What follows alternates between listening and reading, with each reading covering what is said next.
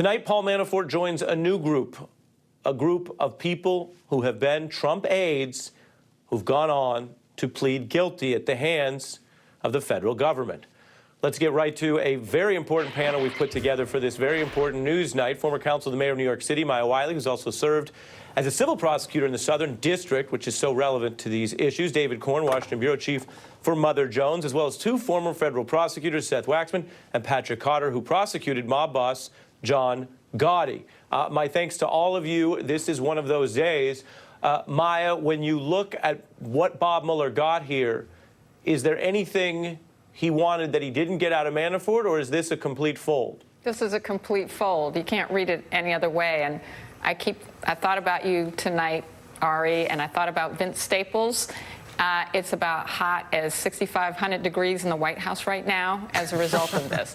So if you look at what happened, Paul Manafort had said before that he didn't want to cooperate where Donald Trump was concerned, and now here he is fully cooperating wherever Mueller's questions take him and into any venue that Mueller wants to take him. That is huge. And remember, it's both the Trump Tower meeting, it's also the fact that Mueller said in the Virginia filings that he thought that there were reasons to want to know about creating a back channel to Russia. That was explicit, and that's something we know he's got to be talking to Manafort about. And another thing to just remember, he didn't agree to give Manafort a cooperation agreement unless he had heard sufficiently enough from Manafort to make it worth his while.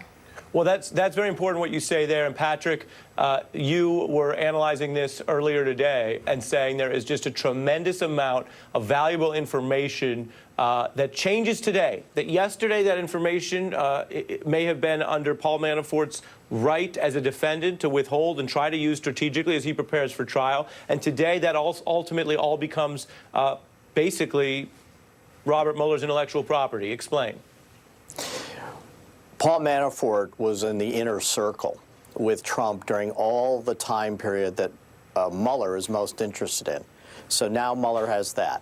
Paul Manafort was chairman of the committee, the campaign.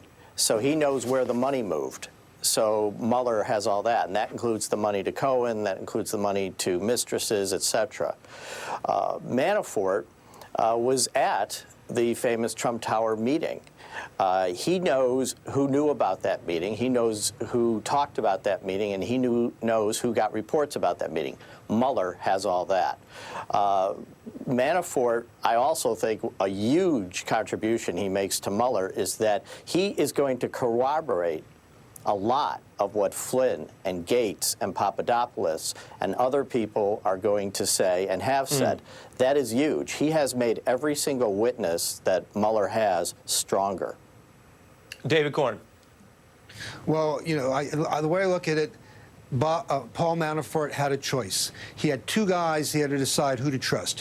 One was Donald Trump, who couldn't be more explicit in saying, I will give you a pardon. If you don't rat me out, I will give you a pardon. He sent that message over and over again. Or Bob Mueller, who said, cooperate with me, you'll probably still have to do time, you have to give up millions of dollars in your assets, and you'll have to cooperate and tell me everything. And he had to decide which way to go. And he ended up trusting Bob Mueller more than he trusts Donald Trump. So that's where he is today. And in addition to talking about the Trump Tower meeting and campaign money issues, he knew that George Papadopoulos was trying to set up a back channel between Putin's office and the Trump campaign.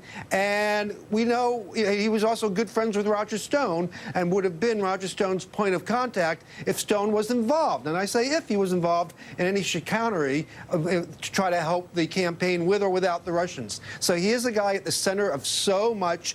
And I mean, we're all sitting here waiting for the Trump tweets because this puts Trump into even a deeper corner? How far back can he be pushed? Well, Seth, what message does this send to anyone else who thinks they could stare down Bob Mueller and defy him and win?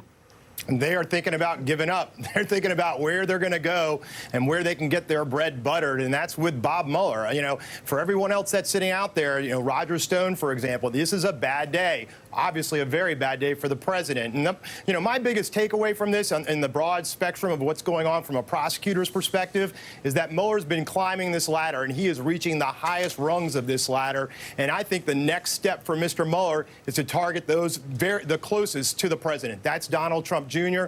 and Jared Kushner, who are participants in that infamous Trump Tower meeting and were maybe a part of this quid pro quo, this idea of accepting dirt on Clinton in exchange for a future promise to reduce or eliminate sanctions against Russian oligarchs and Russian senior officials.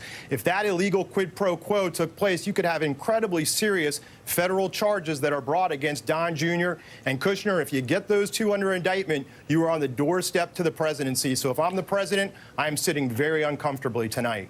Right, and you're zeroing in on whether there was a crime that was conspired or committed through the Trump Tower meeting, Seth. And so, Maya, that, of course, is an issue both as an investigative side. Did that happen?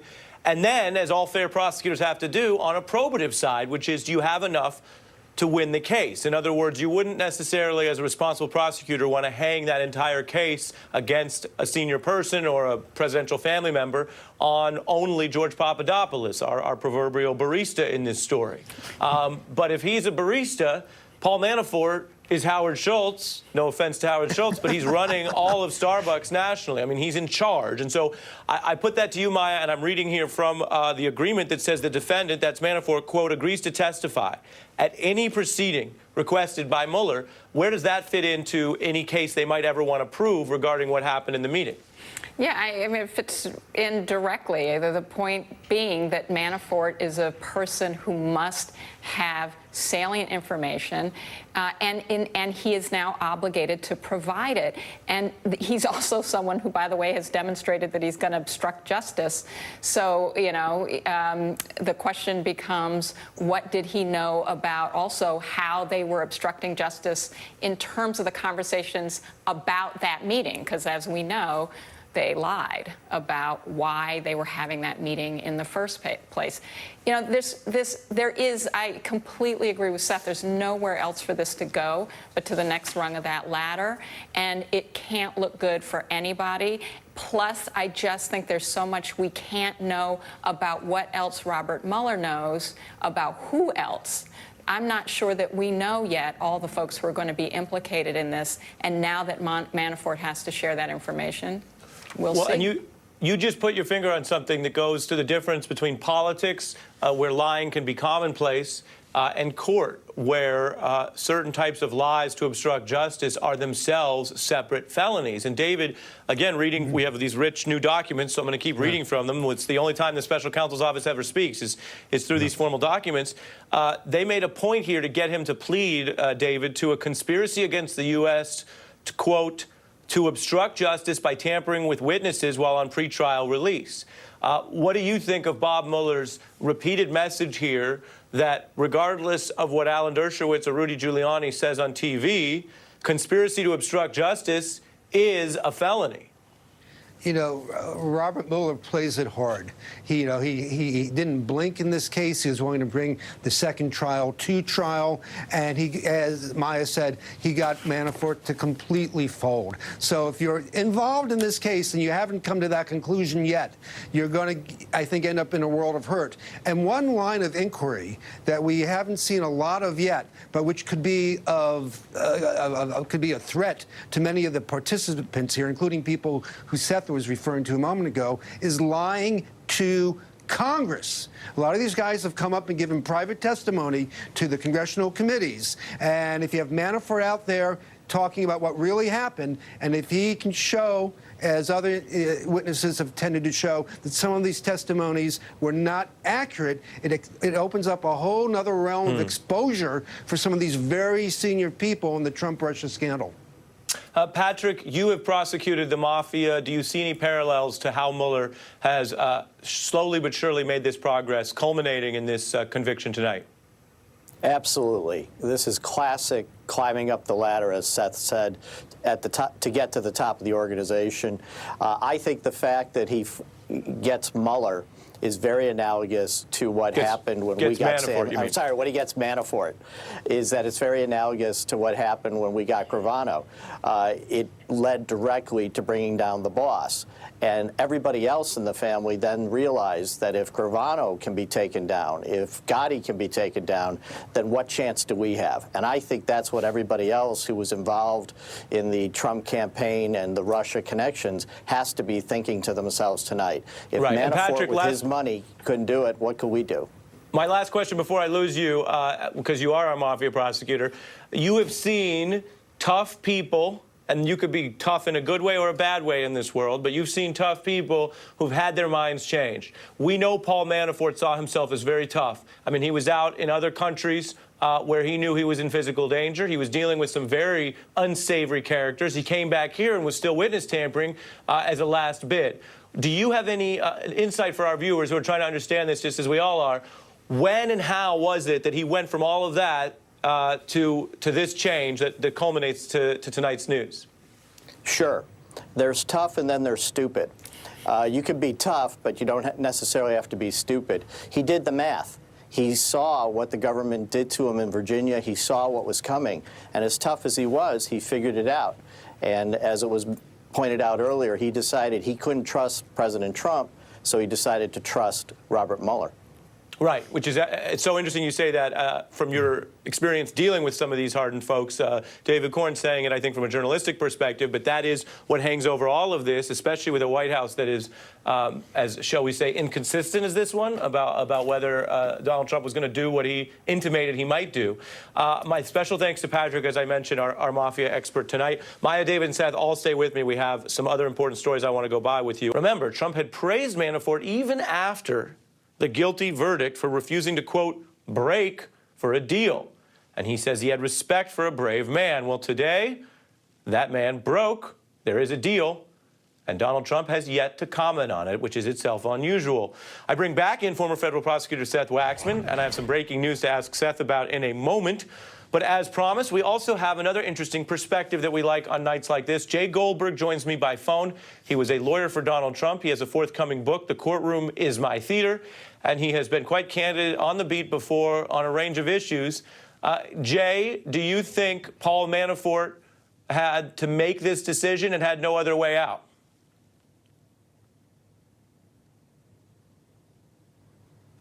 Of Andrew Waxman is a very, very powerful weapon in the government's arsenal.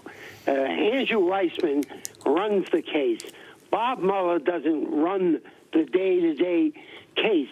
Andrew Waxman is a very, very questionable prosecutor, and I'm concerned about Waxman being in control of the destiny of Donald through the testimony of Manafort.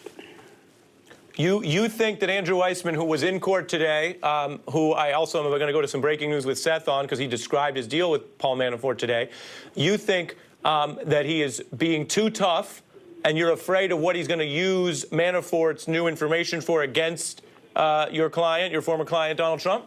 Well, I think Donald has taken the position that there is no and was no collusion.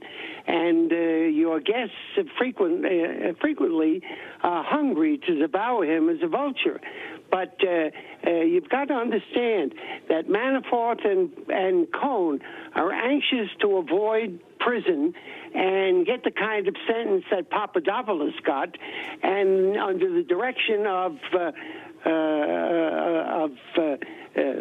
Waxman, their testimony could be suspect. Waxman is the prosecutor in the Arthur Anderson case that led to the destruction of Arthur Anderson. The conviction was reversed because, in part, of the misconduct in a 6-month trial of Andrew Waxman. I don't like Andrew Waxman heading this prosecution, and I don't like people anxious to avoid jail because the cases are legion in terms of people seeking to win the support of the prosecutor by testifying in a way that they think the prosecutor wants to have them testify. And sir, since you know Donald Trump so well, and I understand your perspective, you're critical of the prosecutors here, Do you think that, how do you think Donald Trump will take this? He is unusually quiet thus far today.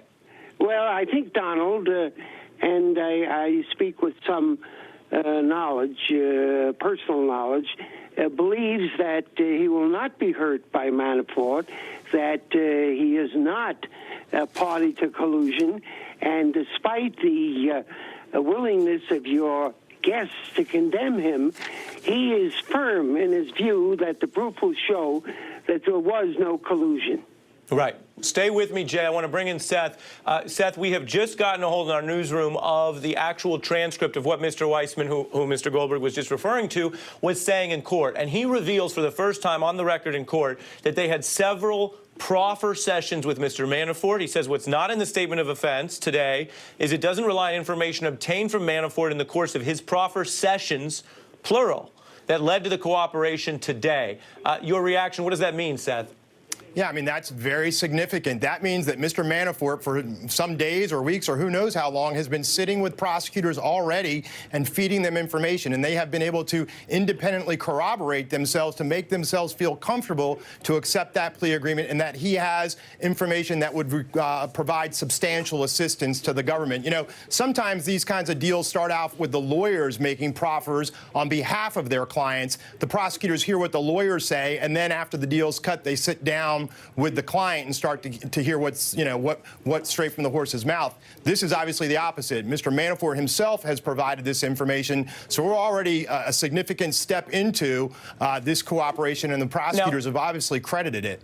Now, the obvious question, Seth, the viewers at home are wondering is if Paul Manafort wanted to do proffer sessions, if he wanted to be, as we've called it, queen for a day, if he wanted to get something back for all this, wouldn't he have been better off doing that at the beginning of this process rather than after he got one conviction in one trial? Yeah, well, he rolled the dice. I think before that Virginia trial, he said to himself, look, I'm going to roll the dice. If I win in Virginia, I'll go on and fight it in D.C. I'll roll the dice there. If I happen to, roll 12 or the best roll you can roll, then he walks and he gets a free pass. He lost in Virginia, and now he's done the only avenue he had left, which is to walk into the prosecutor's office. It was always my opinion that the prosecutors would still take him in. They view him as just that important for the Trump Tower meeting and many other things potentially. The only X factor that complicated everything over time was this idea of a pardon. But obviously, Mr. Manafort, what David Corn said earlier, just put his faith in Bob Mueller more than he put his faith in Donald Trump. It's fascinating, and we've heard criticism and analysis from several prosecutors, as well as my thanks to Jay Goldberg for his view of the case as a former lawyer to Donald Trump.